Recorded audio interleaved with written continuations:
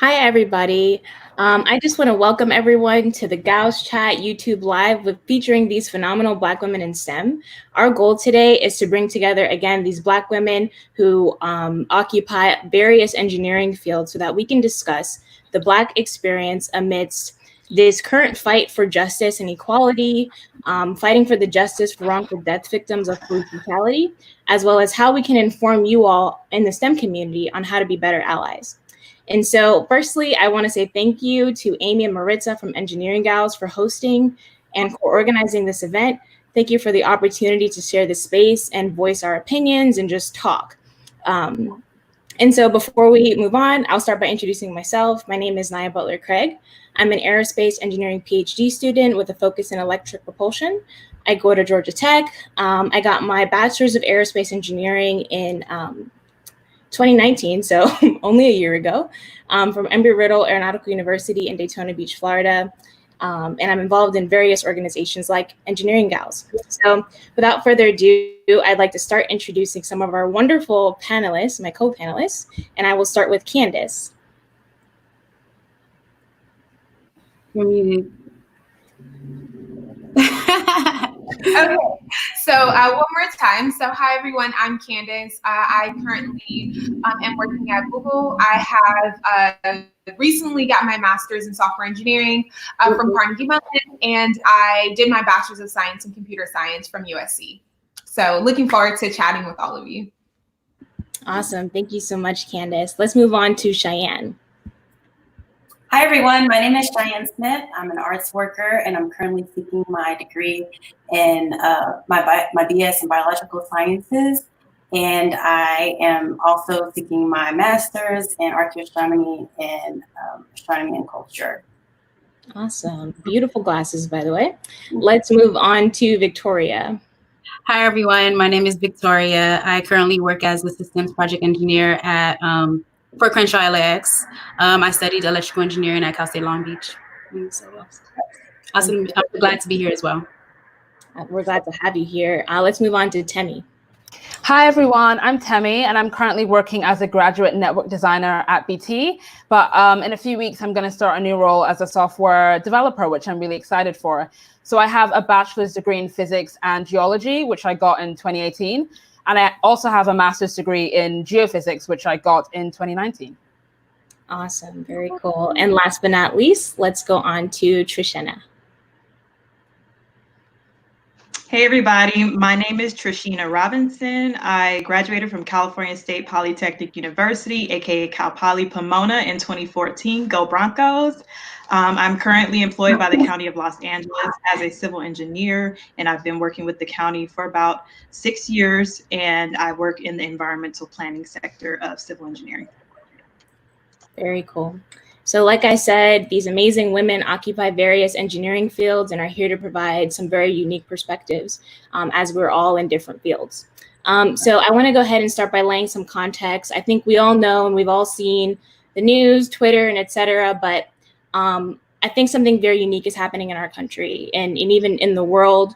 We're seeing all 50 states and 18 other countries joining in this fight to protest police brutality, and just for the justice of these murders of innocent Black lives. And some examples, which we all know, are George Floyd, Breonna Taylor, Atiana Jefferson, Sandra Bland, and so many more. The list is so exhaustive that it would probably take an hour for me to get through it. And so today we just want to touch on how these amassing pressures and everything going on is affecting us as Black women in STEM, as many of us are already kind of outnumbered in our respective fields, as we're either the only one or there's so very few of us. And so we're not as understood as we'd like to be during these times. And so I want to start by just kind of setting the tone with and this is totally conversational, but I want to start by kind of defining what is Black? Who is Black? Are we just talking about African Americans? Who are we talking about when we say Black women?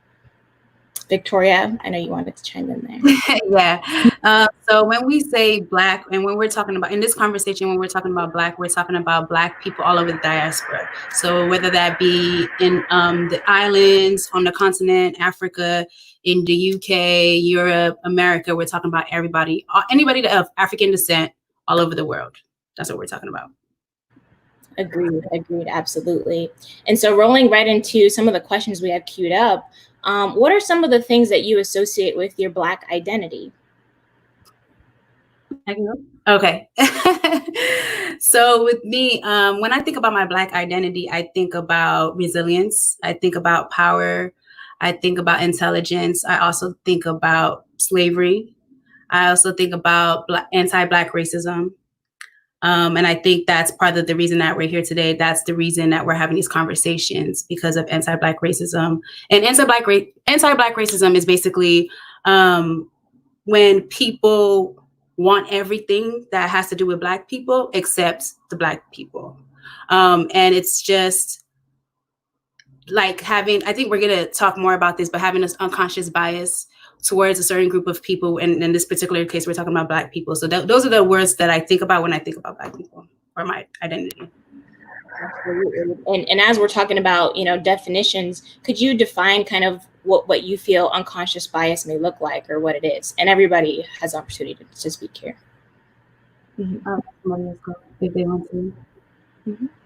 Does anybody else want to go? No? Okay, so unconscious bias, when I think about unconscious bias, for example, would be, let's say I'm looking through a resume and I went to USC, right? And I'm looking through the resume and I see that someone else went to USC. I'm going to hire them because I know they went there.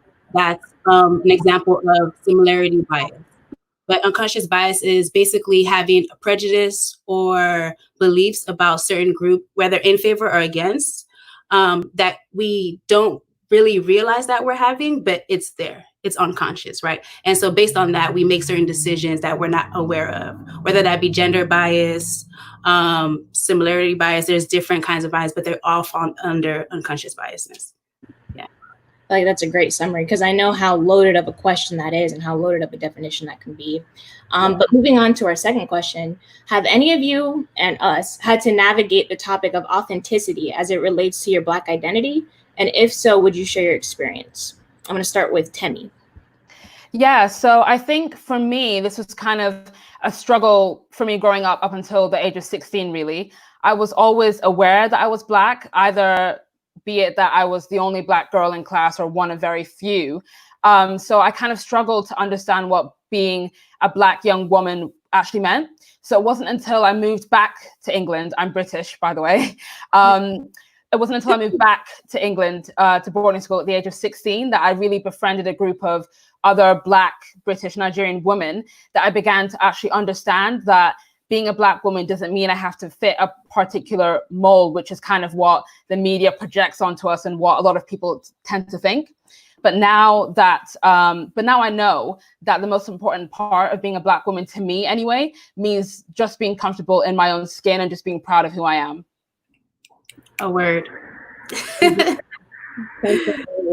What about you, Cheyenne?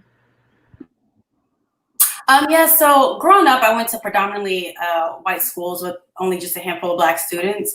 So to some of my Black peers, they would tell me like I wasn't Black or not Black enough. But then again, on the other hand, I was the only Black girl in the majority of my classes and would get called on often if we were talking about like African-American history.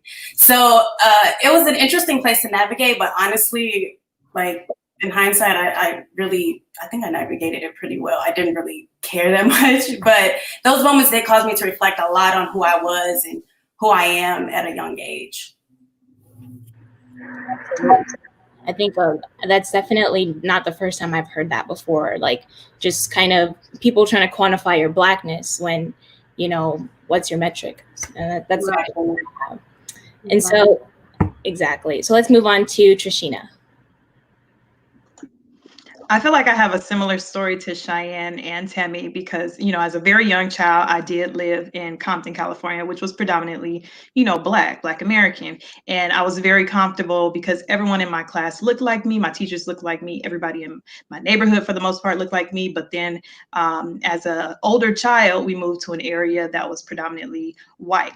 So I was the only Black American student in my class. And I did have a friend. She was an African student. So me and her just linked up.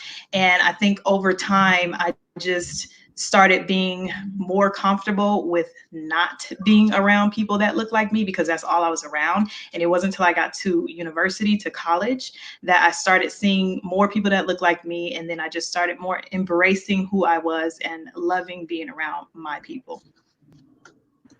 I love that. And I think one of the implications of growing up around, you know, people who don't look like you is you tend to fall into like respectability politics. Like you want to be the acceptable Black person.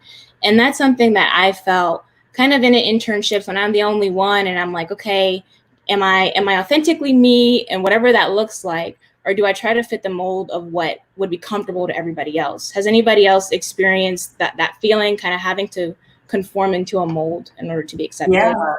Most definitely. Like, I feel like I mentioned this in my takeover, like having to like compromise yourself, like who you are, just to make others around you feel, you know, or accept you or feel comfortable. And yeah, as I get older, I'm just like, you know, like, I mean, to deny who I am is to deny all the hard work that my ancestors put in to get me to where I am today, or my parents, you know, so. Definitely agree with that. I also think that it puts a chip on our shoulder, especially when you're the only one, to try to represent a whole group of people. But it's like, no, we can be both and. Like, yeah, there's different types of people. So it's for you to just assume that just because I'm this way, this is how all Black women are.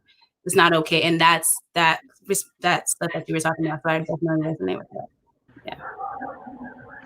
Definitely.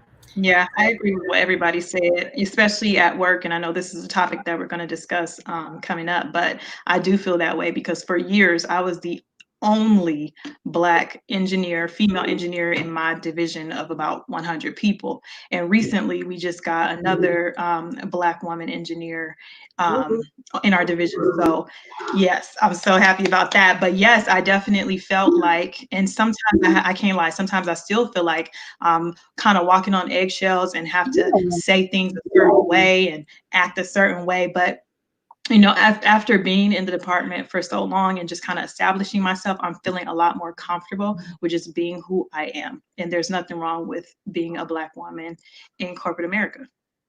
Can I add on to that really quick? Yes, I was gonna say, and the thing is, so you know how you were saying is sometimes even though there's still another Black woman there that just came, that you still kind of feel like you're walking on eggshells. What people don't understand is that if we've been living our life like this for so long, for us to then unlearn it and get comfortable, it's a lot of work. And it sucks that we even have to be like this in the first place. And I think that's part of the reason that we're so important and for us to have these conversations, because we're trying to normalize this. This is a normal thing. This should be a normal thing. We shouldn't have to feel uncomfortable in spaces like that. We shouldn't be the only ones there. We shouldn't feel like we have to walk on eggshells and things like that. I'm about to start going off, but anyway, let's carry on. You have full permission to go off, but I definitely wanted to add this. When we stifle ourselves, we're also stifling that unique creativity that comes with us. The voices, like this is our universe, like this is our world. We should be able to speak, you know, like, I'm sorry to cut you off. No, you're absolutely right. And but it's that unique voice that adds value to those companies, you know? And I think that's something that I learned in my last internship. Like the more I'm quiet, I'm not helping myself and I'm not helping the cause that I'm, you know, my industry. My field needs my voice because my voice is not anybody else's voice. And so I hope that, you know, even this conversation right now is encouraging somebody in an internship. If you think you can't speak out about your own ideas, you add value to every table you sit at. So moving on, but I do love that. We got to come back to that at some point. But to the next question. What are things that you do now that help you connect with your heritage? I'm going to go and choose Trishina. So recently, I've just been trying to do research because as a Black American, an African descendant of slaves, I don't personally know where my heritage starts. All I know is, you know, the states, you know, I can trace back to where my grandparents are from, maybe my great-grandparents, maybe even my great-great. But lately, I've just been really trying to do research online and just try to figure out where I came from, because it does not feel good at all when you are in a room of people and everybody can trace back where they came from. They know their heritage. And all I know is my grandfather was from Mississippi. You know, I really want to be able to trace back. So lately, that's what I've been doing, is just trying to ask the questions and do research to figure out where my people came from before they were brought to America. Absolutely. Cheyenne, did you have anything to add to that? Yeah, I most definitely echo. I most definitely echo that. I like to read and just stay educated on like past histories and what's going on today, because it's, you know, that, you know, we're creating history right now, as a community of Black people, and also food. You know, I feel food truly connects people back to their culture and heritage, especially when we have been culturally displaced so often throughout past history. You know what I mean? So that's so true. And just to add on, I think music is huge for me. Like, yes. Exactly. Yep.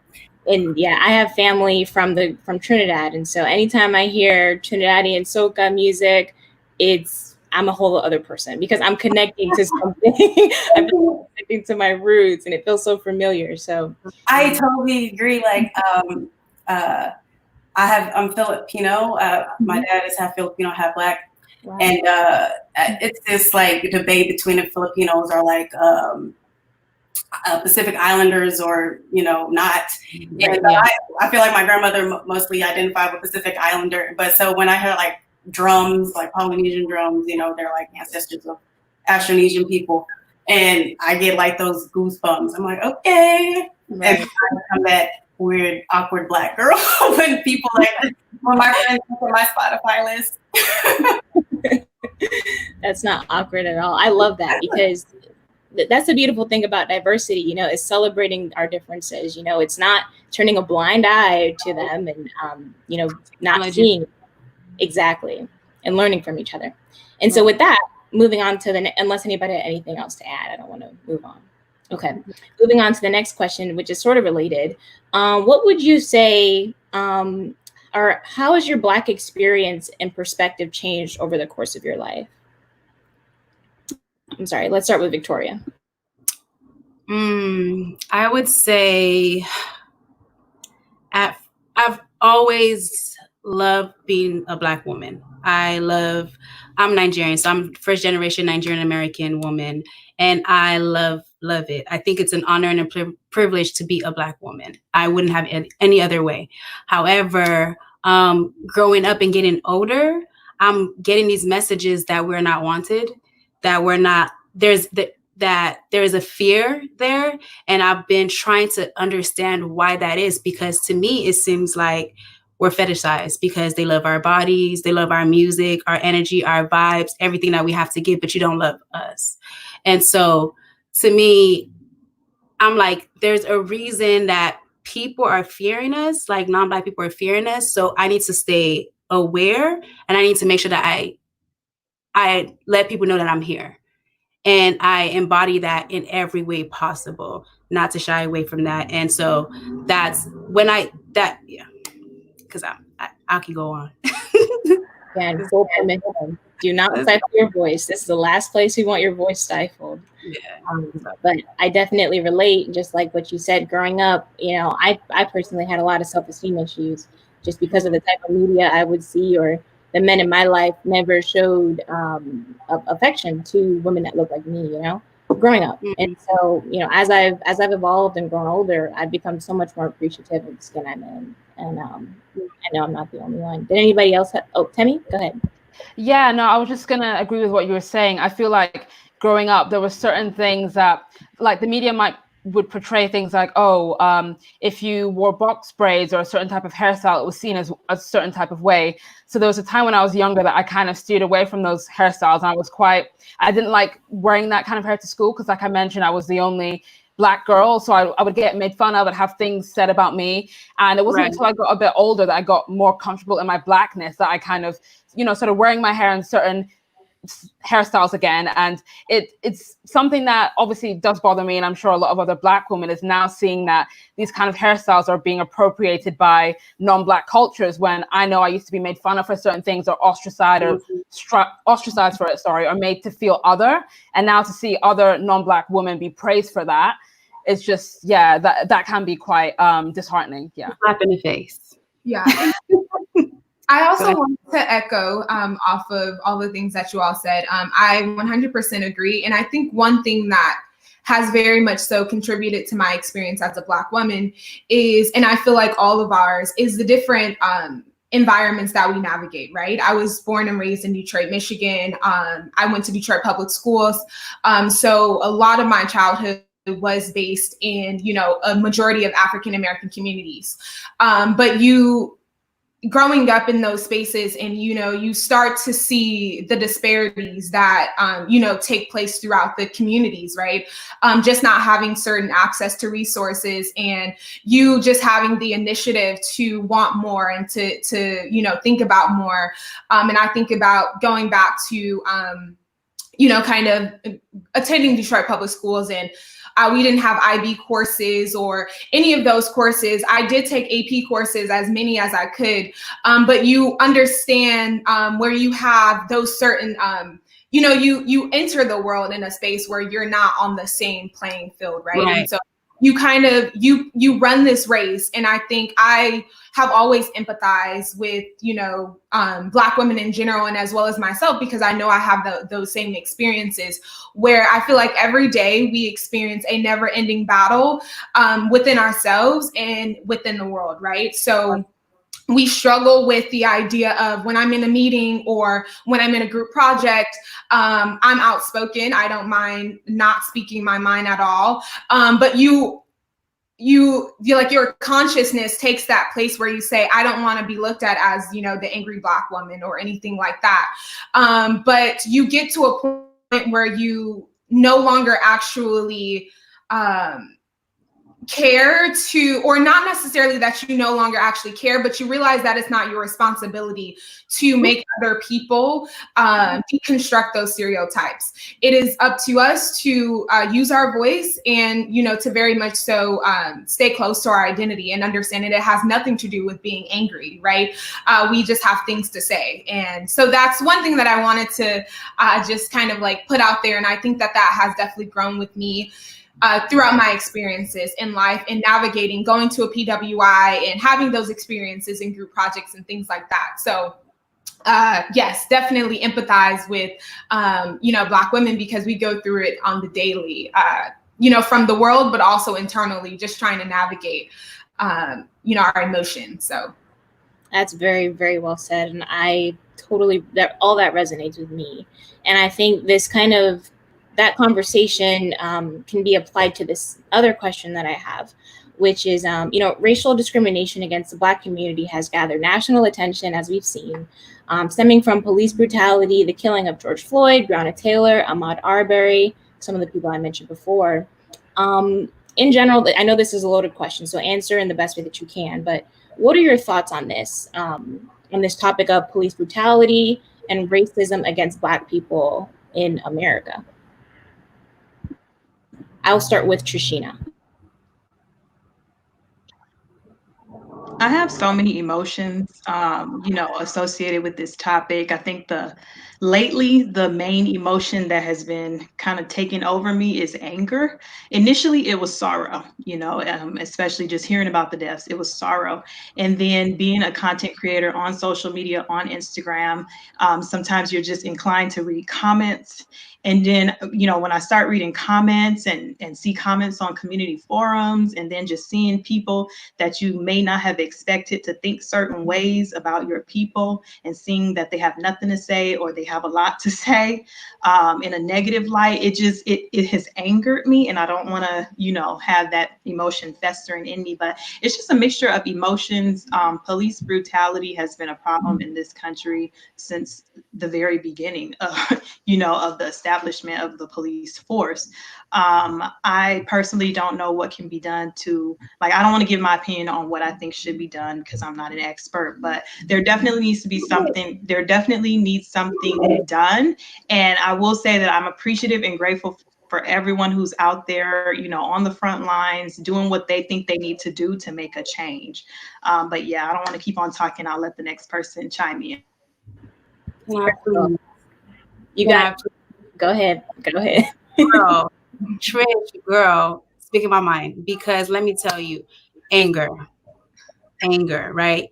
And Trish, you touched on so many things. Okay, let me dial back a little bit.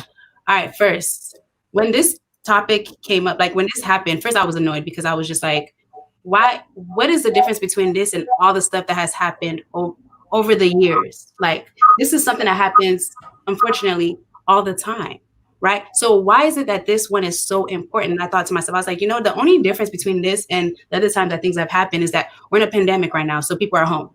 Emotions are high. So we had to take a pandemic for people to be home, to be like slowed down, for them to realize like, oh, shit, this is a big deal. Black people are getting killed left and right. But this is something that's been going on for years. And like you said, people want to be like, oh, yeah, you know what? The police is the issue. Maybe we train them. But y'all been saying you would train them for how many years?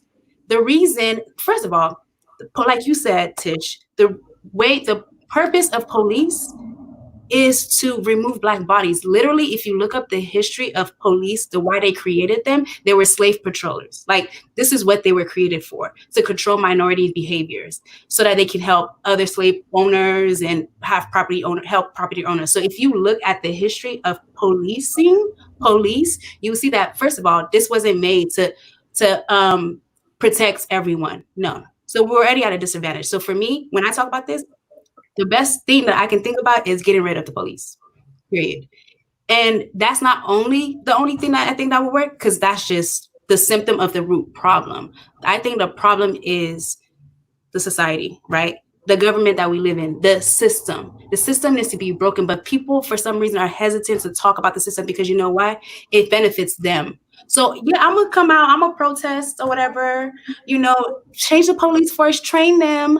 But sis, it's the system. This is just a symptom of the actual illness. And the you feel me? I'm gonna go off, y'all. Like this system needs to be broken. When you break the system and we all together equally build from ground up, then we can talk about what we're gonna do. And then in the meantime, since obviously we're not gonna do that because it's America, right? I believe the police needs to be taken care of. They need to be done. They need to go. And we should be able to police our own communities. I want someone that looks like me to know how to handle me, to know how to have conversation with me. We'll figure out what we need to do. And that's just how I feel. Because, yeah, let's move on. Sorry. I get so emotional about this. This is the last place you need to apologize. And honestly, I feel like since I need to do a lot more research and educate myself about different ways to mitigate it, because you're right, the training and the reform, those are bells and whistles to me at this point. It's been so long, and this is modern society. We're not even talking about even the 60s. This is 2016. We were in the same exact predicament, and so I get it. And emotions are really high. Go ahead. Mm-hmm. Yes, and then also what people are not realizing is people be like, oh, we already got rid of slavery back in the day, but it's like, actually, no, it just morphed. So we're still in bondage. It just morphed. And so what people need to realize is like, we've always been at war and we're still at war. Like, so don't just chill and relax because we're like, oh, it's 2020, so things are gonna be a little different. We still live in the same America with the system that was built how many years ago? This is the way we're operating. They're just changing it. So don't be fooled when you hear different words like police reform and things like. Don't be fooled. Definitely. Tammy, did you have anything to add? Yeah, I do. So I agree with everything that's been said so far. And the recent murders of Ahmaud, Breonna, George, and many others are horrific. And unfortunately, as we've all just said, they're not uncommon in the US. And I think, obviously coming from a British perspective, I think it's very appropriate that a lot of Black Brits are standing in solidarity with Black Americans because our experience, contrary to what a lot of people believe, are in parallel to Black Americans. Looking very specifically at the injustice of Black people at the hands of these police, there are a few cases that come to mind that I just want to highlight. There's Belly Majinga. She was a Congolese woman who died after being spat at by a man who knew he was infected by the coronavirus. And the British police concluded last week that they were closing her case. They said that it wasn't linked to the incident, but after more than 1 million people signed the petition, they've now reopened her case, which is, I'll get into this later, but this is why it's so important to kind of share what's going on and to share resources, share petitions. And I think a lot of Black British people are quite upset because a lot of white British people seem to think that what's going on now is only just a Black American problem, when there's Black people in the UK, in France, in Italy, in Spain, across the globe who are experiencing this. So yeah, that was just really my take on everything. Thank you for that. Cheyenne? Mm-hmm. Oh, I'm sorry. I meant Trishina, but Cheyenne, I'll let you go afterward. Well, I was actually going to double back on something that, or not double back, but go back to something that you had mentioned about police reform and how, we've been talking about it for years. We got cameras on these police officers. We're seeing the police officers murdering people, and sometimes they don't want to show us the camera. The camera has to be reviewed by the police force. It's just like, we keep being pacified by these things that they're doing for us, but there's no change taking place. Like, people are like, okay, we got cameras and we relax, but it's still happening. I have to agree with what Victoria said. I think the nation itself has to be, you have to start from the beginning. Like, it has to be completely dismantled, the system dismantled, and start from scratch. But I don't believe that's going to happen. But I think that's the only way that change is going to come. It's been too ingrained in this nation for centuries, and it's going to take a long time to get that out of here. It's the culture. Did anyone else have anything to add? Okay. And I'll speak on the flip side, kind of less what can be done about it, but just how it's affecting me and how I know I'm not alone in this is that a lot of us are taking up the mantle to fix these problems that we cannot intrinsically fix because we're not the problem. And I know, for myself, I'm working, I'm protesting, I'm grieving, I'm worrying, I'm exhausted, I'm tired, and the pressures feel just incredibly heavy. And then you have some allies, and I know we're doing some of this to educate allies on one hand, but we also acknowledge that that's not our responsibility. There's too much Google. There's too much on Google. There's too many resources that we've already provided, and this is a privilege. And that's one thing that's definitely gotten a little exhausting for me, is that I'm already carrying the mantle of all these other pressures, and now I have to mince my words to allies so that they understand that I'm not upset at them, but upset at what's going on, and I have to educate and do all this stuff. And so, if I can say one thing, just understand that asking us what you can do is very well intentioned, but there's too much that you can do to find out what you can do. So I wanted to make sure that was clear as we're discussing just, how can our allies be true allies to us? I'm not sure if anybody had any input for that. Yep, go ahead. I was just going to say, well, for me specifically, I don't mind when people ask, what can I do, or what do you need? But I do agree with you saying, well, actually, you can do some research, right? And I don't like it when people, this is just like now, like a thing, like, oh, everybody's talking about this now, so I should check in. If you're going to ask me what you should do and you consider yourself an ally, this should be a process. This should be your life, right? Kind of like this is our life. We don't get to turn it on and turn it off, right? So if you want to be a true ally, let that be part of who you are. Your being, just like you educate yourself about engineering or whatever it is that you do, whatever field or career that you're in, educate yourself about people that you care about. You say you care about me, educate yourself. That's it. I don't think that takes too much. You said Google right here on this phone. Okay, so Google, do some research, have some conversations. And like you said, it is a privilege for us to do this because we don't have to. It's not our job. It's because people don't have to teach us about them. People don't have to teach us how to respect them, right? So yeah, I agree. And quick plug, the Engineer Gals Instagram, their link tree has a link to a bunch of resources, educational sources, books, movies, documentaries, all that good stuff, as well as donation funds, petitions, and all that great stuff. Even email templates that you can email to your elected officials to get some actual change. So I wanted to plug that very quickly. Did anybody else have anything to add before we got to the next question?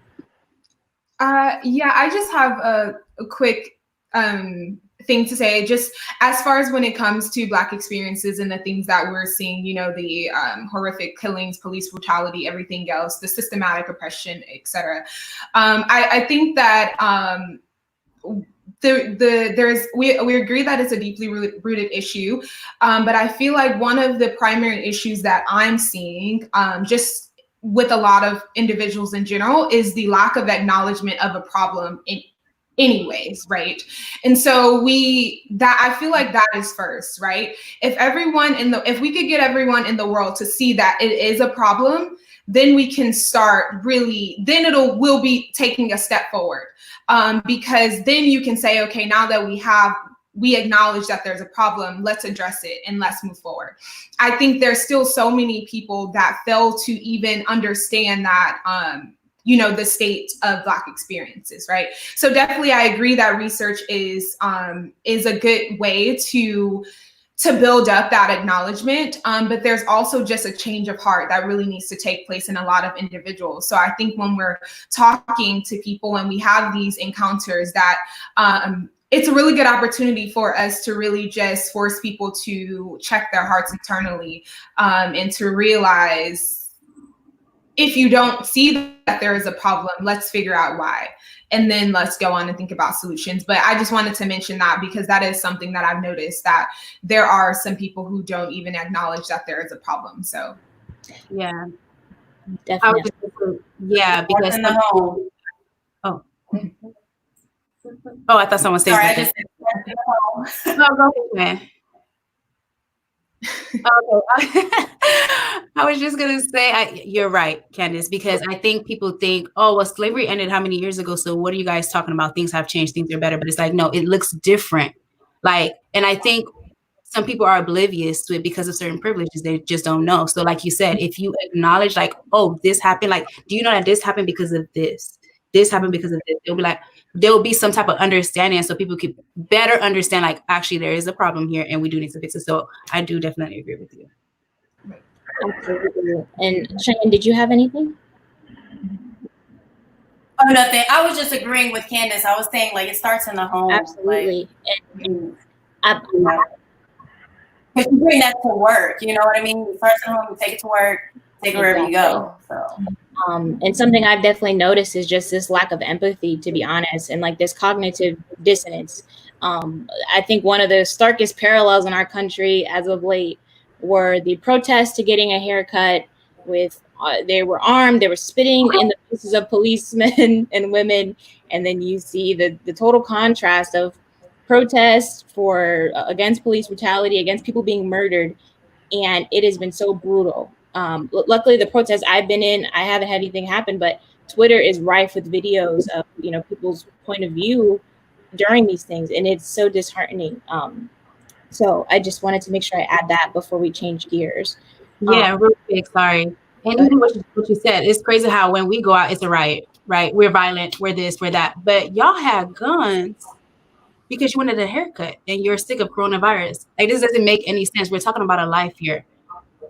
So those differences, like, I wish people could see that and really say, like, oh shit, maybe y'all are right. Right. Or at least you have the right to be out there. A lot of people, it's okay to do that. A lot of people are more focused on how inconvenient these protests are than what we're protesting. And I think, why are they looting? Oh, why are they doing this? Why are they go to Target? Do you not see that officer put his knee on? Exactly. Well, as we begin to change gears, I think it's safe to say that about all 6 of us are pretty active on social media. Would you all agree? I try to be. Okay. No. Try to be better. I think you have a great presence on social media. And so with that, I'm going to go ahead and call you all STEM influencers, right? So what's a STEM influencer? It's a person who uses social media to either do science communication.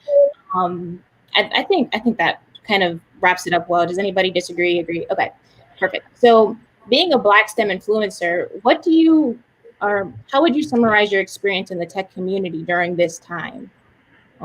Let's start with Trishina. Okay, sorry. Let's start with Temi.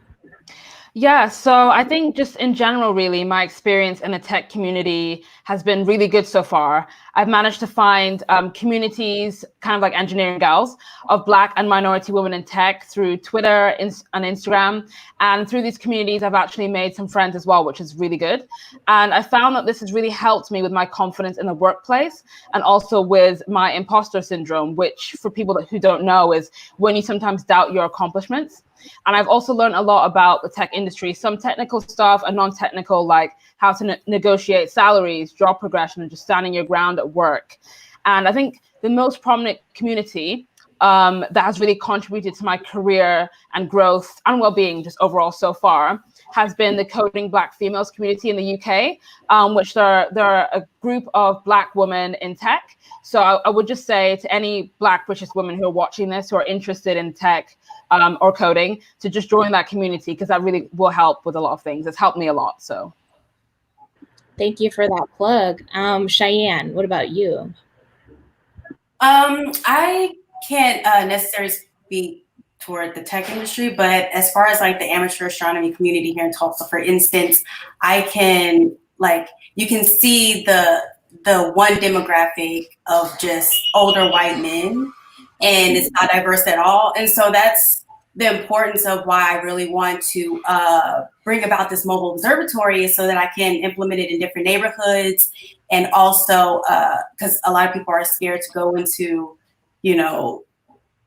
Black neighborhoods, but, so I really want to be able to, that's the point of the mobile observatory, is to like help make STEAM activities and education accessible to everybody.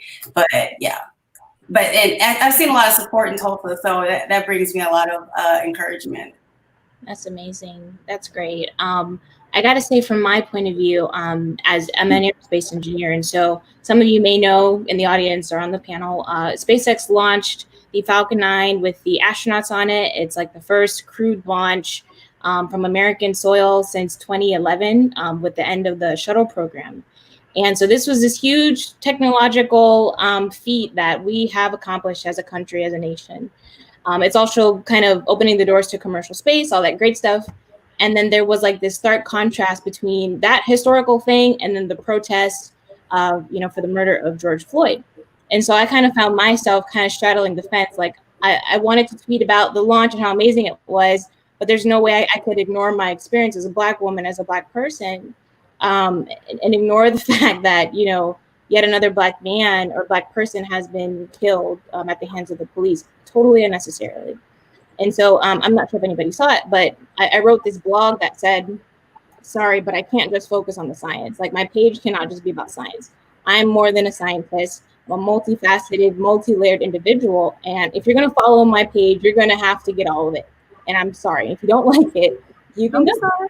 Exactly. And so I wanted to kind of pitch that question to you all. Have you had, if you were vocal about this sort of thing before everything has, popped off as of late, did you have people on your page ask you to just focus on the science or focus on your career and posting about that instead of posting about, the societal things that are going on that affect your career? Has anybody dealt with that? I'll say for me, no one can even ask me that. No. Because before I am a Black woman engineer, I am Black, and then I'm a woman and I'm an engineer, right? So that would be stupid of someone to ask me to not talk about like who I am, to not post about who I am. And I also think on my social media, I really don't even really talk about my career like that because I'm trying to make sure that my community and my collective is good first.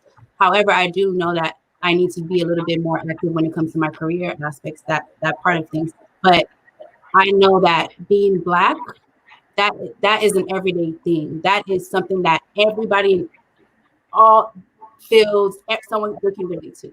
That is so important. That is the bare minimum, the foundation. So no one's ever had to. No, I never experienced that. Yeah, and I think just to echo a few things, I've never had that experience, but I think it's important for people who do have that experience to really understand, to have a good grounding in what your, why you use social media and like what your page and your brand is about.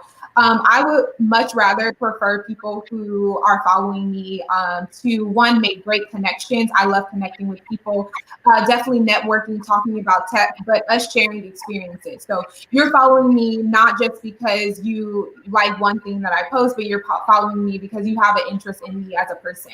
And so that comes with many different things. And I think that's true for anyone, right? To be someone who follows someone, you would expect that at some point you attach to their, identity and not just one thing they're sharing, and you become a part of their community.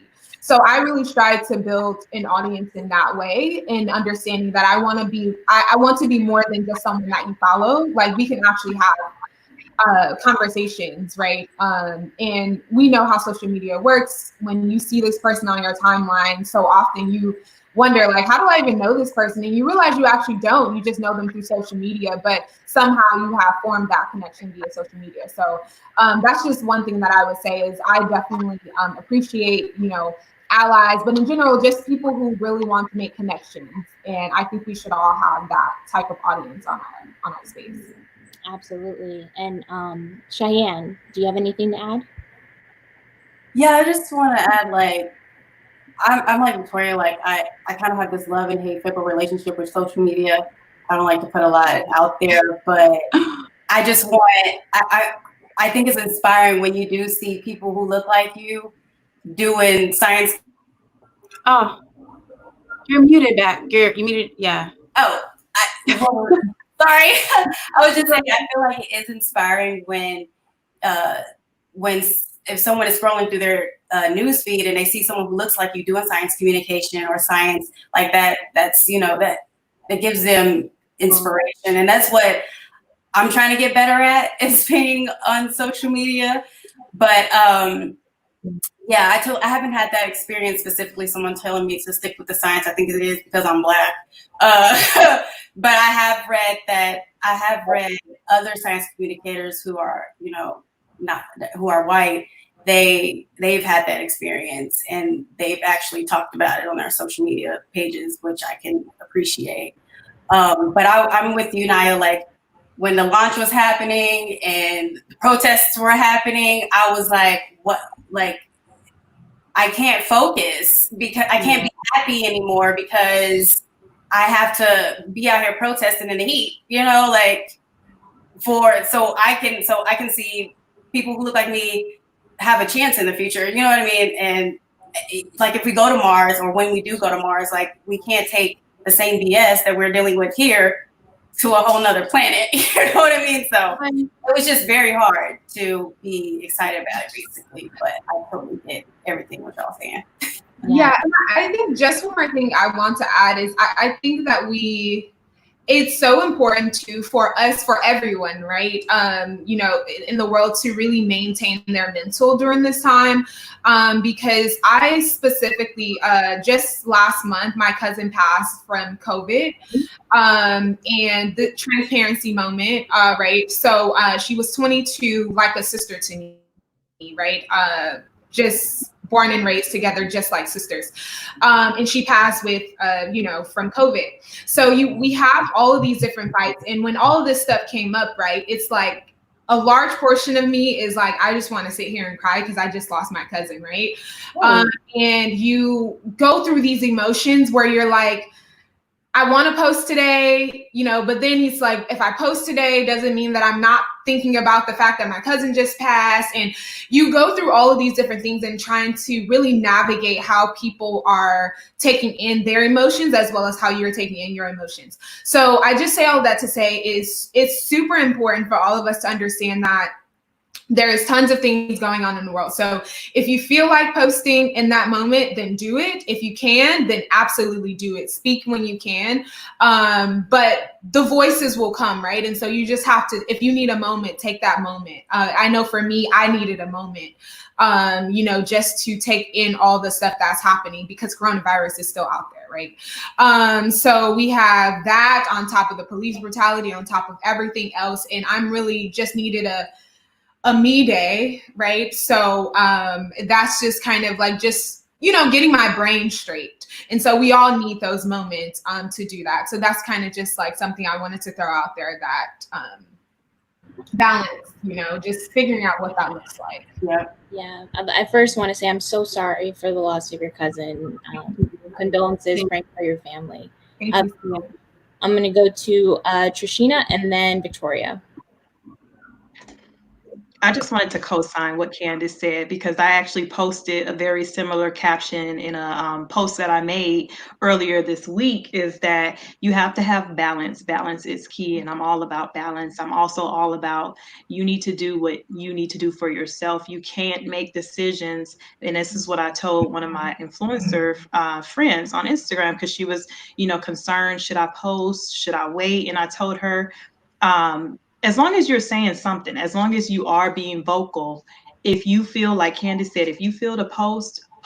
If you have something that you need to post, because I work with brands. So, sometimes I have timelines, I have deadlines. And at first I was like, I don't know if I should be posting this, but if you feel inclined to post, if you need to post, if you need an escape, it is okay to do it. My concern is for individuals who are not saying absolutely anything and not stating their position on the issues at hand. And then to go back to the original question, I haven't gotten anyone, asking me, can you stop posting? Because I've been blowing my stories up. Just continually posting things about what's going on right now. And I dare anyone to say something to me. And I know maybe that's not the right attitude to have, but I really do dare. And I feel like people, I don't know what it is about me, because I've had some of my other Black influencer friends say that people have even, messaged them like, why aren't you just posting fashion? Just focus on fashion. But no one has said anything to me, and I'm glad no one has. But again, balance is key. Make sure you stay balanced and make sure you stay sane in these times. Definitely agree. I echo all of those statements. And Candace, my condolences to you and your family as well. I was going to say, I don't agree with the pressure for people to post, because I don't believe that posting is the only way, because there are people that this is their life's work and they don't post about it because they're out in the streets, right? So it looks different for everyone. Like, you can be an activist and it looks different for everyone. So I want everybody to keep that in mind. Just because you don't know if you should post or not, you can be in the street, you can protest, you can volunteer to do something, you can talk about something, you can sign petitions, you can donate. Like, there are different ways to do something. And I think when Trish meant by be vocal, that's what she means. I don't think I don't think you just meant you need to be vocal on social media, you need to post here, but like, it needs to be everywhere. You don't have to just post on social media. If you don't have social media, you can have other ways that you can talk or let people know that you don't agree with what's going on. So that's all I was going to say. Yeah, I agree. But I will say though, if a person, if I'm following someone and I'm just seeing like it's like nothing is said at all. You're constantly, I see you post them little squares about COVID-19, about stay home, stay inside, flatten the curve. I see you being vocal about certain issues, but you're completely mute on this issue. I will look at you a little sideways, because you can speak up on certain things, but when it comes to this topic, you're not saying anything. So for me, when I said that, I wasn't necessarily saying people who are offline, because I did say that in my caption. I know a lot of people are doing stuff offline. They're not active on social media, but if you're a person who's an influencer, you're active on social media and you have a lot to say when certain things take place, but you have nothing to say now, I'm looking at you sideways. I get what you're saying. I do. But like Candace said too, I also feel mental health is a very big thing. So I can't sit here and be like, I don't know what you have going on in your life. I don't know. Because for me, at least at work, struggles, right? So I'm looking at work like, so y'all gonna say something? Because y'all surely were saying something about USC and those students and people paying, whatever. But you're not gonna say anything about these police getting killed. Oh, because you don't resonate. It doesn't resonate with you. So those are the people I'm looking at. You feel me? When you want to speak about other things, then you can speak about this. But yeah, so our host dropped off. Yeah. I'll move on to the next question, since I guess until Nai gets back. So yeah, just moving on. Does anyone have any unconscious biases against yourself as a Black woman in the STEM community? Candace, I know you had something to say about this. Yeah, so I think when we think about unconscious bias, I would say that really it's the internal struggles that we face. I think trying to navigate our, spaces of all different vast spaces of engineering and being Black in those spaces. So I would say really it comes from the societal pressures of, one, being sometimes the only one, and two, really trying to navigate your confidence in those spaces. And so I personally have found moments where I have really had to check myself, right, in understanding that not only do I belong in the places that I am, I've worked hard to get there. And so we don't need to know everything, but I think when it comes to unconscious biases, that, I've had as a Black woman or a Black woman in tech, it really is stemmed from imposter syndrome, but also really second guessing everything sometimes that you do, especially when you're in spaces where you are the only one and you're really trying to figure out, okay, did I say this right? Is this right? Or things like that. And you put this extra pressure on yourself, and it really does, if you unconsciously belittle yourself, right? You already have a lot of things in the world that makes you feel like you possibly don't belong, right? Because we're such small numbers in the spaces that we navigate. But I think with that being said, I've always felt like, and this is something that I mentioned in kind of like my tip, but just really maneuvering confidence just as much as we work to maneuver the things that we the spaces that we are in, whether that's in computer science, whether that's in civil engineering, whether that's in biomedical, whatever it is, really being confident and understanding that if there was no one in the world that believed that I belonged here, I will be the only one that believe I belong here, and I'll be successful in it. So yeah, so all of that to say is that's one thing that I feel like when it comes to, there's tons of like external unconscious biases, right, that we go through, but those internally I feel like are sparked through imposter syndrome, fear, and us just falling victim to the words of the world, basically. So yeah. Absolutely. I believe Tammy had something to say. No, not on this question. I think Cheyenne has something to say next. Yeah, I just wanted to echo Candace, like that's real imposter syndrome. That's something that I feel like I'm constantly working on, but I know my shit, you know, but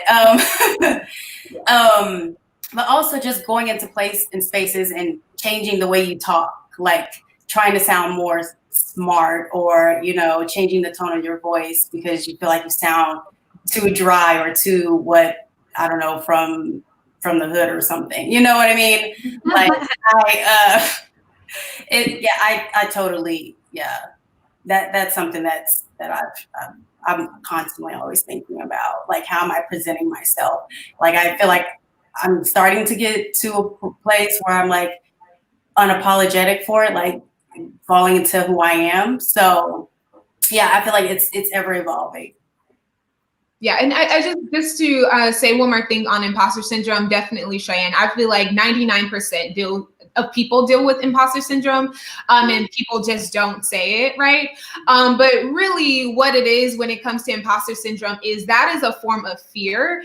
And I don't care how good sometimes, you know, we will get in our field. I feel like we will always have that nerve go down our spine, right? Yeah. And so it's really just understanding that, okay, I will acknowledge that it will come, but I'll also acknowledge the fact that it's fear, and right? Like, fear be gone, because I'm just going to keep moving. So we just have to learn to work even in those times, right? And not letting it paralyze us, because I think that's when it gets horrible, right? Is when we let imposter syndrome tell us, no, you can't do this, you need to stop, etc. But if you look at it and you say, it's fear. So and it doesn't matter who you are, right? We all endure fear at some point in life. So I think it's just being confident and having the courage to shut out that voice at some point. So. Yeah, definitely agree. I was going to also say, for me, unconscious bias, when I think about that and how it affects my life, I think about cultural bias. So I used to think like, I might be too African at work. Oh, let me not bring my food because then people will say something. If I change my hair, they're going to ask me questions about this. So you know what? I'm going to just stick to something similar so it's not too off so people don't notice. These are real struggles. And I'm like, wait, Victoria, this has nothing to do with your work. So why are you even worried about these things? But subconsciously, these are things that, because we hear like, okay, when you're going for an interview, don't have braids. Have it nice, you know, I don't have any problem with weaves, but, you know, have it slick back or be presentable. You know, there's these things that are out there that we take on unconsciously. We might think we know that it's not true, but subconsciously we're taking it in, right? And so sometimes it seeps out through our behaviors and we find ourselves second guessing ourselves when we know actually this shit ain't true. Just because I didn't go to this school doesn't mean I'm not intelligent. Like, what is this? But those are the things that I constantly be fighting in here. I'm like, girl. All right, let it pass through and then work through. So I agree with you guys. So. Yeah, I think everybody hit the nail on the head. I apologize. I dropped out a few times, had some issues, but adapt, improvise, overcome. I'm back. But what I had to say about that is kind of like, in light of recent events with everything going on, I also feel like I have to make face. I don't know if you guys feel the same, because I'm teleworking right now, so I'm still expected to show up at these jobs.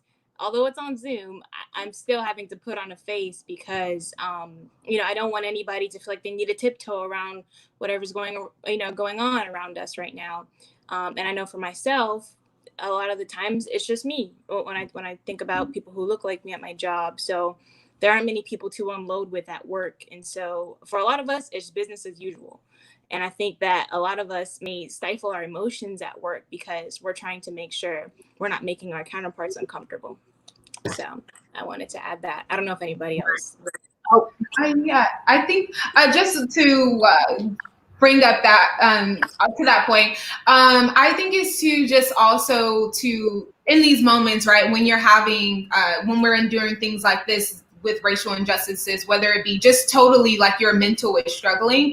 I also think it's important to have that boundary and understand that if you need to take time, you should take time. And I've been very fortunate to have a, supportive system around me. Definitely, I, am the only one in many cases, but you should if anyone is on the live, like in workspaces and things like that, check into, your employee network groups. Also, feel free to bring it up in, certain meetings, and, companies are definitely addressing it. So I feel like I'm definitely fortunate to be in those situations, and we should also, feel comfortable letting someone know that you're bothered by this. And, I would like to see X, Y, Z, because ultimately at the end of the day, I think you have that right to do that. So definitely be boisterous and don't feel like, I think like you said, Naya, about putting on face. There has been days in this recent past that I have not been okay. And that's just that. I have, I've worked, I went to work, I've done what I needed to do, but also have had a support system who was like, we know, you can work. But we also understand that when you're on this meeting, you probably don't want to talk. And I'm just like, yeah, and so just having that form of communication and understanding that we are human before anything and we feel is super important, I feel like, in these moments. And we tend to have this superpower narrative where we're like, oh, I just have to be okay right now. And it's not healthy at all. So be okay with not being okay sometimes. I think that's super important. That part, I completely, girl, do I need to say anything? Just one thing. Just one thing. I think not everybody's fortunate to have those type of spaces, right? Okay. For me, I don't have that. That is a luxury, and it shouldn't be. That should be normal. It should be normalized. But some of us do feel like we do have to be on face, even though we shouldn't, right? And so I found myself at work because I physically have to go to work because I'm considered an essential worker or whatever. Work for the government. Yeah. So I found myself at work, like I'm in my zone. I'm like, look, y'all know what's going on. Don't talk to me. But people are like, well, why? Like, I'm doing my work. We don't need to have a conversation. Don't push me. Don't force me. You guys don't want to approach. You don't want to have this conversation at work about what's going on. And you don't want to create that space for me. So then let's not engage, right? But what Candace is talking about, that is the ideal situation. And I wish and I hope that we can have that normalized in the future, right? Because that we shouldn't have to do these things. That's not normal. And that's been our narrative as Black women. Like, we know we're dealing with all these things, but the thing I think also is that we're constantly always dealing with this. This is always in the back of our minds. It might not be out here where everybody can see it and gone viral, but we are always, sometimes for the most part, think about these things, and we do tend to put on a brave face and things like that. I found myself crying in the bathroom sometimes, and I'm like, girl, this is not cute. You need to go. So that's just what it is. So I agree with you. Thank you for bringing that up. I agree. Yes, I absolutely agree. And so, allies, if you're on this and you're watching this and you're wondering how you can help, that is a beautiful example that Candace said. Create the safe space for us. And for people to either express or to completely be quiet. Or if you're a PI, if you're an advisor, give us the day off. Don't let there be pressure there. And so since we're talking about, educating the public, that's something that should be one of the biggest takeaways from this live. Exactly what Candace said, how you can help cultivate a truly inclusive space. It looks just like what Candace said. So does anybody else have anything to add to that? Okay, perfect. So moving on to another question is, how can we increase Black representation within the STEM community? I will start with Temi. Yeah, so I guess I have a suggestion, a really small one, but I think a really good way to do this is that I would encourage more Black women who are in STEM, if you can, if you're comfortable with it, to kind of share your stories online. through blogging, making YouTube videos, posting on Twitter or Instagram, whatever it is, because you never know what other young women interested in STEM may be reluctant to join the industry just because they think that, oh, there's no one in there that looks like me. They have this unconscious bias that, people in STEM, people who work in tech are what you see in the films, guys at computers all day typing away. But I think it's really, really important to share your story so that other young women realize I can do this too. So that's actually really one of the reasons why I decided to pursue a career in the tech field. It was because I saw other women that looked like me doing things that actually looked fun, not the way that the media portrayed it as being boring or whatever. And all of a sudden, it kind of shattered this unconscious bias that I had. I definitely would say, for me anyway, a big part of it is just sharing your stories online and letting other people know that, hey, I look like this. This is what I do, and you can do it too. I love it. Just to quickly piggyback off that, and that kind of goes back to what I said about people wanting just science and all that good stuff. I think the problem is a lot of people see talking about this sort of thing as politics, where these are not politics for us. This is real life. This is not something we can turn on and off. We can't disengage. And so I totally agree with you, Temi. Victoria, did you have anything to add? Girl, she said it all. Like, I got chills. I was like, I seriously got chills. I was like, this is exactly what I'm talking about. Creating platforms and making it fun. Temi said it. I don't think I need to say anything. I don't, retweet 3 times. Like, she said everything I need to say, like, exactly right on point. So, yeah. Thank you. You just made me feel so good. Candace, did you have anything to add? I would say definitely echoing everything that Temi just said as well. And I think when it comes to us sharing our experiences, I think it's also important to share the good and the bad, right? Because you may not, being someone that, like, I also was a first-gen college student, right? And so navigating all of those spaces, and it can be very overwhelming. And it gets overwhelming. And college in general, right, is just a large feat, right? So you go through that process, and it can weigh on you. And so really having resilience through those moments. And so in addition to sharing those experiences, being open to become a mentor, right, to people who are entering your field or entering software engineering, because if anything, if nothing more, you can be, their voice in the darkness, right? Where when they're going through those moments, I think we all need those voices where they're like, you may be struggling, but I believe in you and I know you can get through that. So really having those spaces where you can be a mentor. And then in addition to that, I think it's just exposing people to tech early. Like, I cannot express how, I love coding and computer science. Like, it is so amazing. And when you find you have this love for something that for so long you thought it was something different, right? Before I got to college, freshman year, right, I didn't know much about coding. I was actually initially majoring in mechanical engineering. But when I started coding, I realized that it was it's just this beautiful platform and space.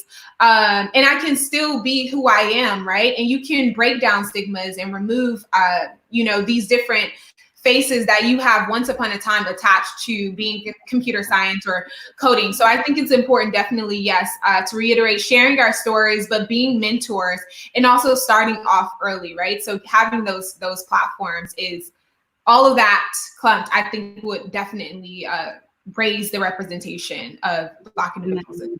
I definitely agree with Candace, because starting early is a huge deal. A lot of girls don't even think about engineering. Exactly. Toys, shows, nothing. And also, I think when people think about engineering, they think it's boring. Like, it's not. Like, I want people to know that you can still be yourself, because I think people think if you're an engineer, you got to be like this. You have this type A personality. You can't be funny. You can't crack jokes. You can't be stylish. Like, sis, no, I could be cute. Yes, I can do both. Yeah. Both and so that would be my extra. But both of them, they said it the best. I love that. I completely agree. And I also want to just throw in a tidbit. If you are a outreach organizer, I would just say try to expand your repertoire. of Black representation as well. Because a lot of the times, I know for me, as I'm local to Atlanta, a lot of people will click on me like, okay, I got this outreach event, do Naya, when there's so many other people out there. And so that's kind of my advice to any outreach organizers that's probably overutilizing one, Black talent or Black engineer, etc. So moving on to the next question, unless anybody else had anything to add. How can a community like Engineering Gals support you and your efforts? And so just to give a little bit of background, Engineering Gals is an online platform. I believe they're mostly based out of Instagram. And what they do is they provide all types of resources for young girls who want to be engineers. And they also are great with representing a variety of different engineers in a variety of different, fields. So how would you ladies kind of answer that question about what can a community like that do to help us in our efforts? Let's start with Cheyenne.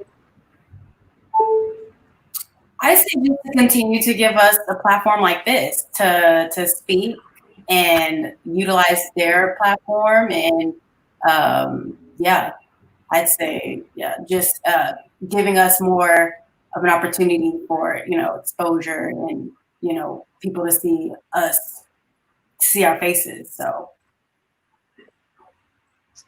I totally agree. I was going to say the exact same thing. I think this is a great start. If anybody's coming on late and doesn't know, this event is hosted and co-organized by the Engineering Gals founders. Victoria, did you want to say something? Yeah, I wanted to say, I think that Engineering Gals should create, I don't know if I want to say some type of network where you can tap into. So on their link, I'm not sure if they have this or not yet, but if they have a link in their bio where you can click on it, you can find different engineers in different fields. So if you wanted a mentor, you can tap into someone and they have our email or something like that. But because they are a platform that has a lot. That's how I met y'all. I was like, these, where have they been? I said, Engineering Gals, thank you. Because I'm like, wait a minute, had I known, I would have been tapped in with y'all. You know what I'm saying? So this is an amazing platform to have a link or something that people can literally click on. If you're interested in this, these are different majors they had. These are the fields that they went to. If you're interested in anything like that and you're thinking about whatever, they can tap into us and we can be there, talk, if it's just conversation, if it's to be a mentor, whatever the case is. But yeah. I love that. And I think we should definitely stay tuned. I know Ritz and Amy have some cool things coming up. So just stay tuned. Again, follow them on Instagram. It's at Engineering Gals, Gals. So moving on into kind of a section more about like reflection. So if we did a lot of talking, we started some great conversations. Now kind of let's try to reflect on what we said and reflect on ourselves. The question is, what are some struggles and challenges that you faced? And what advice would you give to your younger self? Let's start with Temi. Yeah, so I think one of the biggest challenges for me, apart from imposter syndrome, which we've talked on quite a bit, is being overwhelmed with how much there is to learn in tech and feeling like stressed or feeling behind when you think that other people know way more than you do. I know I suffer with this a lot. I think it can easily make you feel like just that you're behind in a lot of stuff. And the thing is, even if people know more than you, that's okay, because you can learn from them and that's fine. So I think it's important to kind of remember to have a balance between, oh, I'm stressed out because I feel like I don't know enough, and it's okay, there's enough time to learn the things that will really help me progress in my career. And in terms of advice to my younger self, what I would say to my younger self and to young girls out there as well who want to pursue a career in tech is that there isn't one linear path to achieving what you want. And even if you don't know what you want to achieve right now, that's okay. Because I didn't know I wanted to work in the tech industry until I was applying for jobs in my master's. So December 2018, maybe that was. So quite recently, I actually didn't like a lot of the modules in my course. There was just one that was computational, so I did a bit of coding. I quite like that, so I followed that route, found out more about tech, and here I am. So my advice would be to follow your interests and passions, because that's really where you're going to kind of stick to what you're going to do. If you have an interest in coding, follow that, because then you're actually going to see that through and you're going to sit that out. I love that. That's great advice. What about you, Victoria? I would say I echo everything that Temi said. I would say that, well, starting with my younger self, I would definitely say learning more about me, right? Learning what I like, what my interests are, and trying to marry that with my career. Because what I thought is I had to choose one or the other.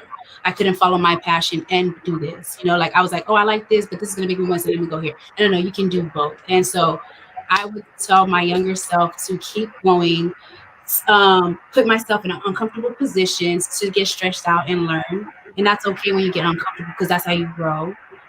Don't run away from those processes. I think also what another advice I would give is things like Toastmasters, being involved in different organizations, networking, like all of that stuff is, I think, tremendous. It doesn't hurt. It doesn't hurt. I also think that as engineers, don't just focus on the science, but we can also focus on social aspects. So like if that means taking Africana studies, I don't know if all schools have that, but they should have some type of Black studies or something. Taking 1 or 2 classes, especially if you're a Black engineer, getting involved with NSBE, National Society of Black Engineers, SWE if you're a woman, Society of Women Engineers. If you're, Latina, Latino, Latinx, SHIP, there are different organizations that I think people should be part of. And I think that helps make you a well-rounded person so you can then figure out what it is that you want to do. And just because you're in a certain major doesn't mean you have to stick to what that major says that you have to stick to. You can do so many things. And so that's what I would say. I cannot agree more, especially with the organizations. It was so imperative in my undergrad that I did that. It made a world of difference. So thank you, Victoria, for that great advice. Let's move on to Candace. Did you have anything to add there? Yeah, and I think the last thing that I would add, definitely again echoing everything that was said, but I think the last thing I would say, especially give advice to my younger self, is to do away with your view of perfection. It is paralyzing, and it's so important because we, and many people struggle with this, right? And especially, being a minority in tech, I feel like we try to make sure that we, are on our P's and Q's and make sure that we know it all, make sure that we're like, just excelling above and beyond.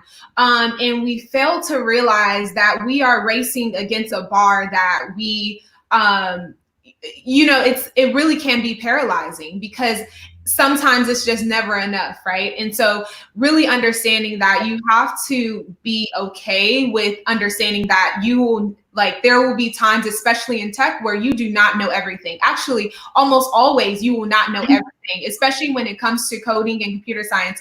They are throwing out new frameworks, new technology every day. Listen, I don't know all of them. And you have to be okay with saying, I don't know that, but I'm a great learner and I'll know it by tomorrow. I'll know it by next week. And so really doing away with your version of what it looks like to be the perfect, engineer, the perfect person in tech, and not being paralyzed by it. Like I can't stress that enough because it can be paralyzing, right? You'll do something great and you won't feel like it's good enough. So you won't tell anybody just yet. And that'll keep going on, right? So make your small milestones, tell people, and this is for anyone, right? Like make your small milestones, tell people about it, show people, especially when it comes to tech and coding, share your GitHub link and stuff like that. Like all of these things are important and they help you grow. So yeah, that's kind of my tidbit. I would say is just perfectionism. It's let it go. Yeah. I cannot agree more about that. Transparency moment for myself. I'm an aerospace engineer who failed aerodynamics too, which is like compressible aerodynamics, super fundamental to my coursework. And I thought it was the end of my life. I'm okay. I'm getting a PhD in aerospace engineering now. So it's okay. Failures do not mean you cannot reach your goals, your dreams. Honestly, I believe failure prepared me for what I'm doing now. So I hope that encourages somebody. And thank you, Candace, for that great information. Moving on to Trishina. I co-sign on what everybody said. That I was going to mention, networking, organization, not being afraid. Because speaking to my younger self, I was very, timid. I didn't think I knew enough. I was a lot of times the only or one of the only Black women in my engineering courses, in a room full of, males, predominantly males, and they weren't Black. So I think just telling my younger self that it's okay to be the only one. Don't be scared to ask for help. Don't be afraid to raise your hand when the professor asks a question. Also, don't feel like you have to finish in 4 years or even 5 years. I didn't finish in 5 years at all. It took me 7 years. And the first 3 years of college, the first year of college, I was studying something totally different. The next 2 years, I didn't know what I wanted to do. The last 4 years, I was studying engineering. So I think a lot of college students, they're so focused on trying to finish by a certain time and trying to make sure that they get their degree on time so that they don't look a certain way to everybody else. But that's what my main bit of advice would be, is don't worry about the time frame. Just focus, learn the material, and it will come. You will graduate. And because even looking back in hindsight, I graduated 6 years ago, and I don't even remember those 7 years. So, don't focus on the time. I think we focus too much on how long it's taken us to get our. Incredible. That's so true. Yeah, I think you said it perfectly. So I have nothing to add to that. Yeah. But, as we start to wrap up, I'm sorry, who's that, Victoria? Oh, sorry. No, I'm just gonna say what was right, and I think it's okay to enjoy that journey when you're going through that process, because a lot of us want to get out, but sometimes it's like, hold on, what am I supposed to learn, right? Let me learn, let me stretch. There's a reason I'm here right now. Take it all in, and then you're gonna get through it. And so make sure that you're learning your lessons along the way and enjoying the journey, because next thing you know, you're looking back, you're like, dang, I remember when, you feel me? Like, that's cool. Everybody's journey looks different, and I think that's dope. And I think that's what makes this amazing. Yeah. Sorry. You ladies hit it on the nail. Yes. Okay. I'm sorry. I'm not sure who that was. But does anybody else have anything to add? Yeah, I was just gonna say, truthfully, I hit it on the nail. Like, advice for my younger self, I would say, just go with the flow and don't listen to that, professor telling you don't take a math major because you're not that good at math. And early 20s me, I would tell myself, stop giving yourself a timeline because it's burdening, like you guys were saying. And then me now, stop thinking that you're too old to continue to pursue your dreams and grow. Yeah, you all summarize that so perfectly. I should be writing notes. You guys are preaching. Anybody else? Because I'm loving this wisdom. So. So I just wanted to add one thing. We talked a little bit about this engineering gal space and like why it's important, how it supports us and stuff like that. I think it's definitely, this just came to mind, but it's so important for us, especially as Black women in tech, to be in organizations like these, as well as, right, like Black Girls Who Code, NSBE, National Society of Black Engineers, all those things. I say that to say, I think it's important for us to be involved in a wide variety of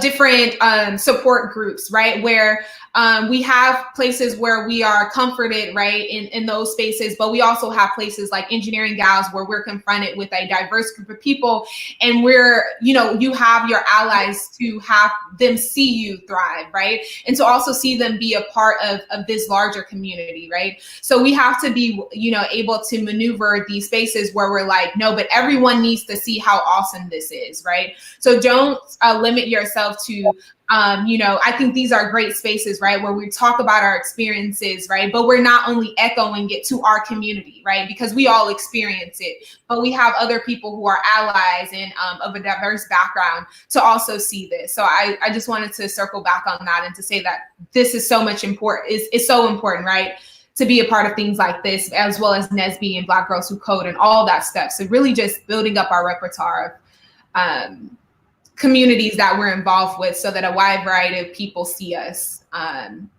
we connect with those people.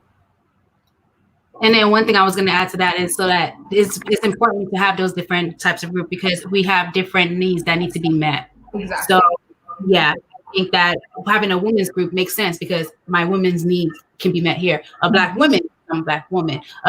Organization that's just coding because my coding needs need to be met. So that's why it's important to have different diverse groups. Go ahead, Candace. Absolutely. Yeah, so that's all. I love it. That was great. Yeah, there's nothing I have to add to that. I think everybody hit the nail on the head. Thank you for such great wisdom. And as we come to a close, I kind of want to ask, what are the next steps?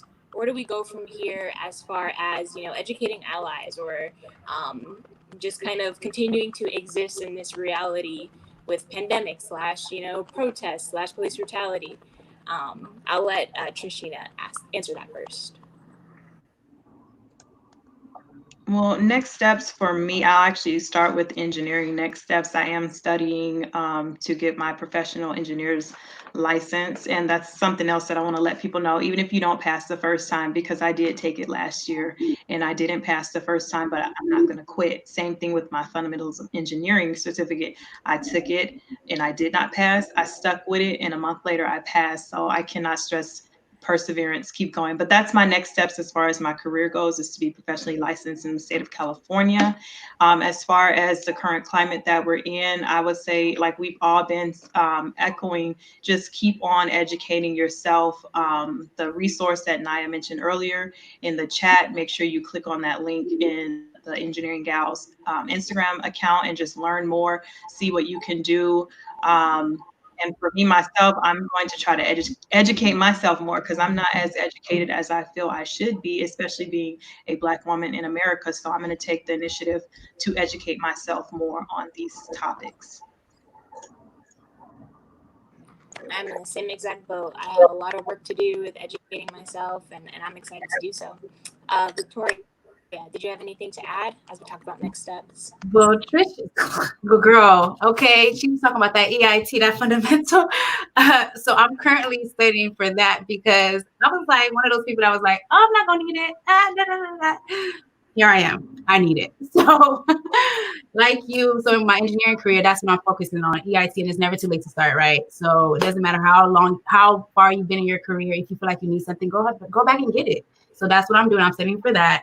And as far as my, life in education with Black women and all the stuff that's going on, like you, I'm going to continue learning because there is so much to learn and continue being in the community and continue to be a support system, but not just for those around me, but for anybody that needs or wants to tap in. So whether that be an ally or someone in my community, I'm just going to try to make sure and try to use my voice on my platform, like how all you all do, right? Showing both that duality, that balance of what it is to be an engineer and a Black woman, and I could be ratchet and smart, and I can do all these things. So moving forward, I'm gonna literally just be myself online.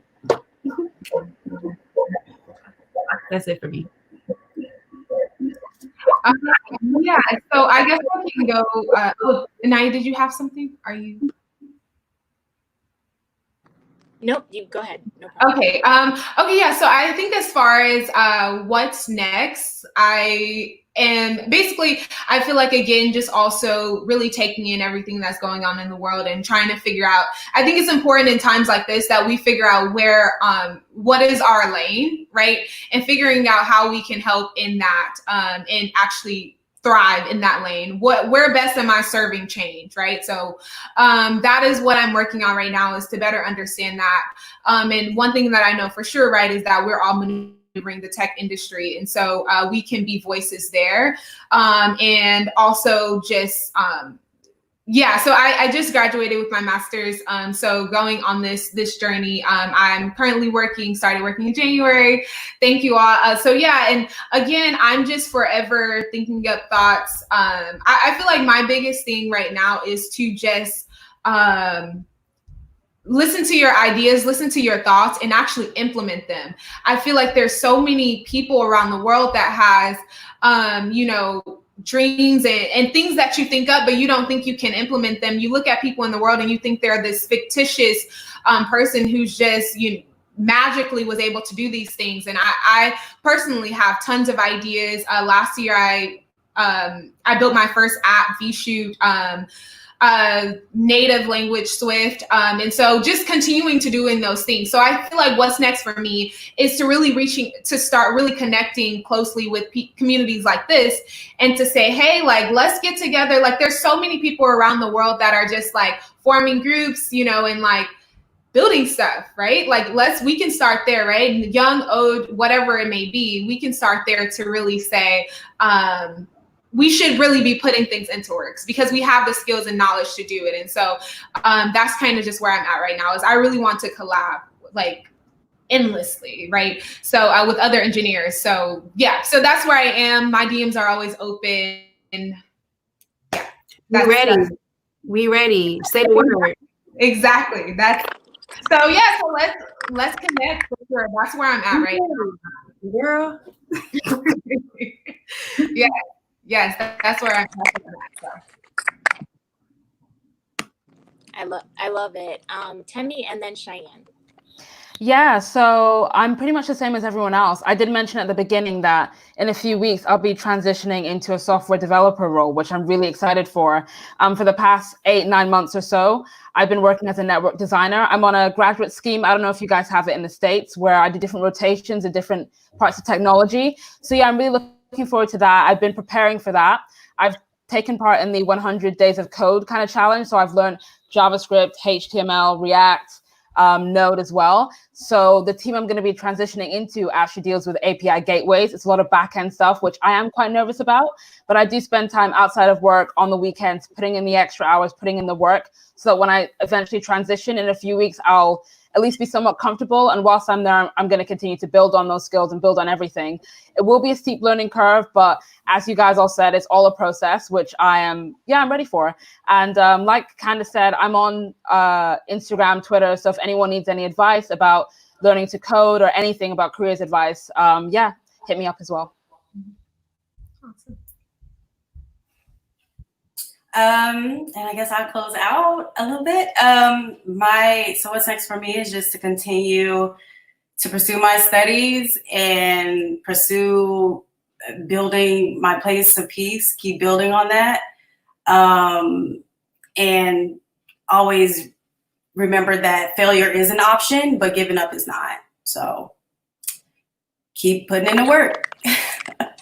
And just to back off of that, what Cheyenne just said, like basically, don't give up. I feel like the one thing I am most scared of is regret. Like, it's not even fear of failing. Like, the feeling of regret will eat you alive. So do it, see if you'll succeed. And if you don't, then that's okay. But the thought of wondering if it will eat you alive. So just wanted to say that. Please. That is it, because y'all, I just started but I'm launching it. So all y'all coming on there, okay? Y'all saying some things. Have a conversation.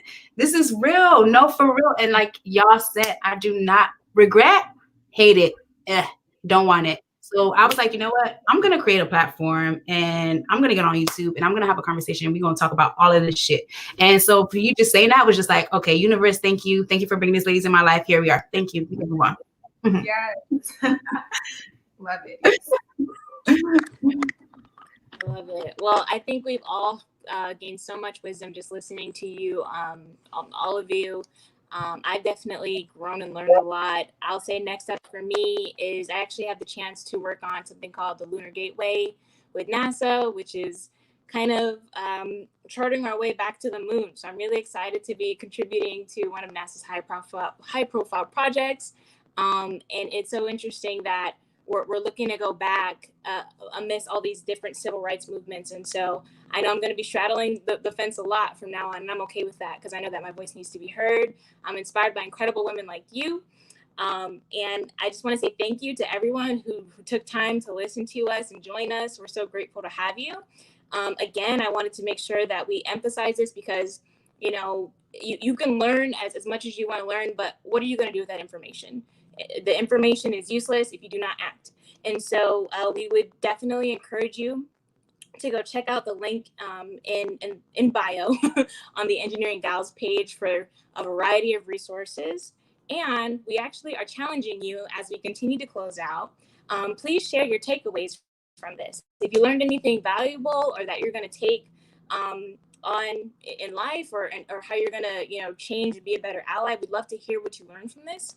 And it would be great if you let us know how you took action. So, and again, just like we said earlier, that can look whatever way it does. So whether you donated, whether you signed a petition, or you contacted your governmental or elected officials, we want to see what you've done to take action, and we want to make sure that we highlight that.